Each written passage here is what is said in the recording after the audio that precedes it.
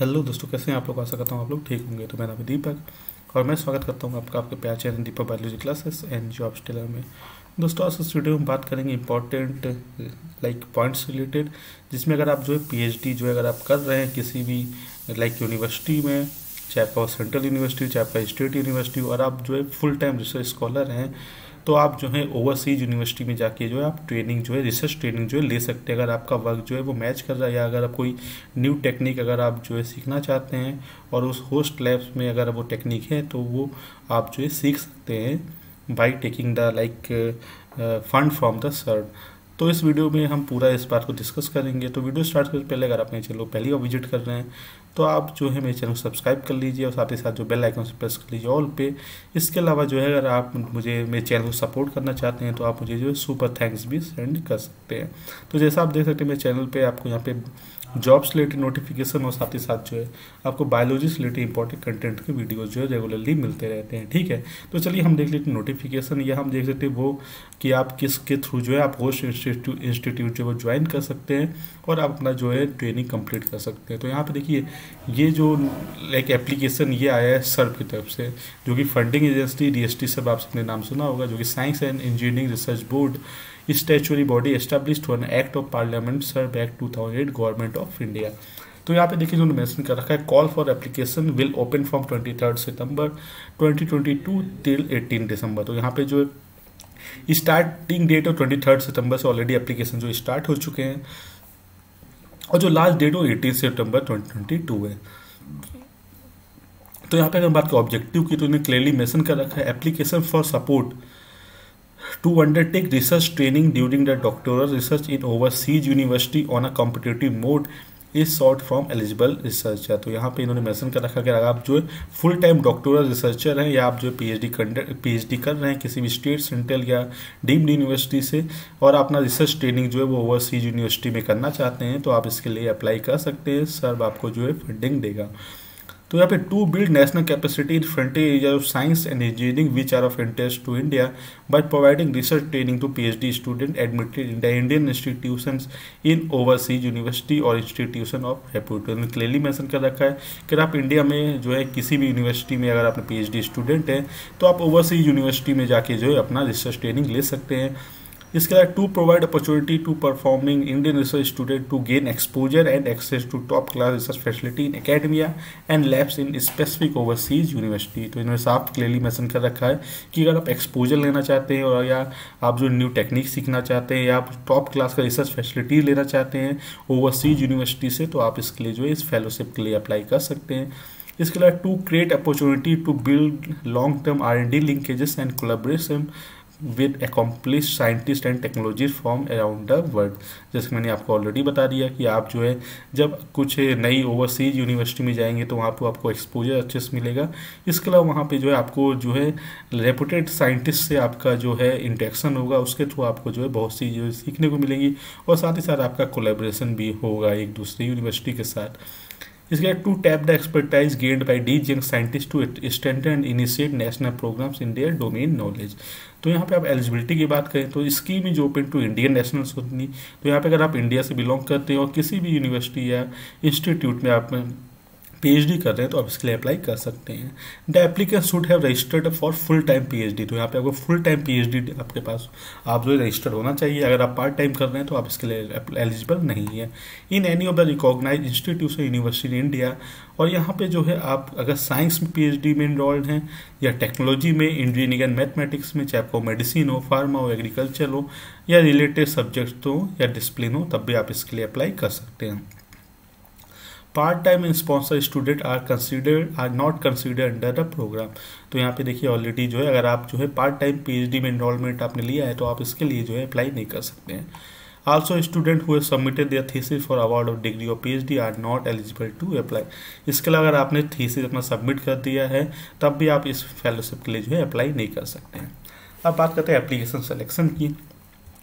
Application invited from PhD student to work with overseas institution who had signed an agreement /MOU with serve for student mobility। तो आप उन्हीं overseas institution को जो है यहाँ पे आप अपने ट्रेनिंग के लिए यूज़ कर सकते हैं जिसने जो है माऊ जो है वो साइन किया है सर्व के साथ। ठीक है, तो इन्होंने एक लिस्ट दे रखा है कि आप जो है कौन कौन सी यूनिवर्सिटी में अप्लाई कर सकते हैं, क्योंकि सर ने जिसके साथ जो है माउ जो है वो साइन किया है, उन्हीं यूनिवर्सिटी में जो है अपना जो है आप रिसर्च ट्रेनिंग ले सकते हैं। The selection would be made among students who obtained an offer letter from overseas institution to carry out research in chosen area of interest to India. The applicant who intend to undertake research visit to the following university with whom SERB has signed MAU should apply directly to the university. तो यहाँ पे सबसे पहले वो करना क्या होगा, आपको उन यूनिवर्सिटी को चूज करना है जिसका जो है माउ, जिसका जो है सर्ब के साथ जो है साइंड है माउ, ठीक है, माउ जिसके साथ साइंड है सर्ब के साथ, तो उसका लिस्ट आपको देखने को मिलेगा। और उस लिस्ट में आपको जो है उस पार्टिकुलर साइंटिस्ट को चूज करना है जिसका काम जो है अगर आपके साथ मैच कर रहा है, या वो साइंटिस्ट जो है कुछ न्यू टेक्निक्स यूज़ कर रहा है, आप जो उस न्यू टेक्निक्स को लर्न करना चाहते हैं, तो आपको उस पार्टिकुलर साइंटिस्ट को जो आपको अप्रोच करना है। और उसके बाद जो है अगर वो साइंटिस्ट जो है आपको लेने के लिए तैयार होता है तो वो आपको जो है ऑफर लेटर सेंड करेगा। और जब आपके पास ऑफर लेटर आ जाएगा उस पार्टिकुलर साइंटिस्ट का, उस पार्टिकुलर फैकल्टी का, फ्रॉम दैट होस्ट इंस्टीट्यूट, तभी जाके जो है आप उसके लिए जो है अप्लाई कर सकते हैं। तो सबसे पहले आपको जो है होस्ट इंस्टीट्यूट ढूंढना है, और साथ ही साथ जो है आपको वो होस्ट इंस्टीट्यूट का जो भी आप गाइड यूज़ कर रहे हैं, गाइड जो चूज़ कर रहे हैं या साइंटिस्ट चूज़ कर रहे हैं, उसके द्वारा जो है आपको ऑफर लेटर आ जाना चाहिए, ठीक है। अगर ऑफर लेटर आपके पास आ जाता है तब जो है आप डायरेक्टली उसके लिए जो है इसके लिए अप्लाई कर सकते हैं फंडिंग के लिए। तो इन्होंने यूनिवर्सिटी दे रखी है, जैसे परुग्वे यूनिवर्सिटी, वेस्ट लैफेरिएटा यूएसए।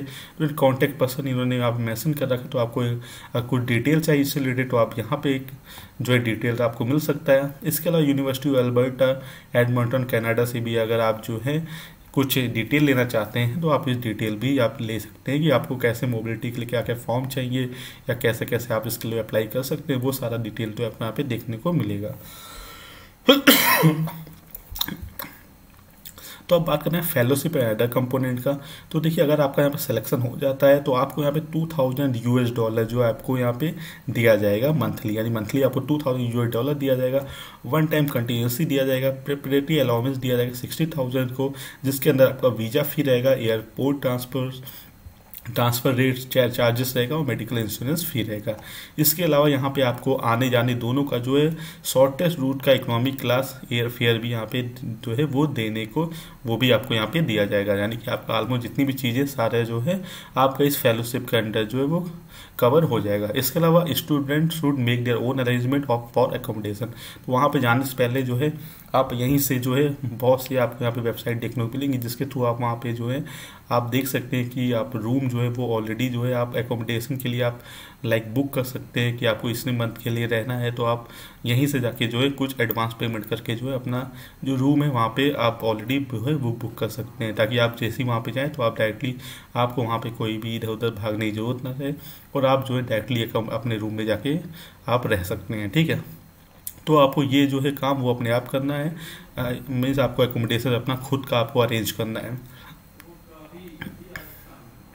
इसके अलावा one visit is by the Indian supervisor to the overseas institution where the student working an overseas faculty in the to the host institution of the student is also admissible under the scheme. तो यहाँ पे अगर आपका जो India का supervisor अगर वो visit करना चाहता है ओवरसीज इंस्टीट्यूशन यहाँ पे आप जो है प्रैक्टिस के लिए जा रहे हैं या ट्रेनिंग के लिए जा रहे हैं, तो उसकी भी यहाँ पे इन्होंने जो सुविधा दे रखी है। तो आपके गाइड भी जो है एक टाइम जो है वहाँ पे जा सकता है, तो वो सारा खर्चा भी जो है सर्व उठाएगा, ठीक है।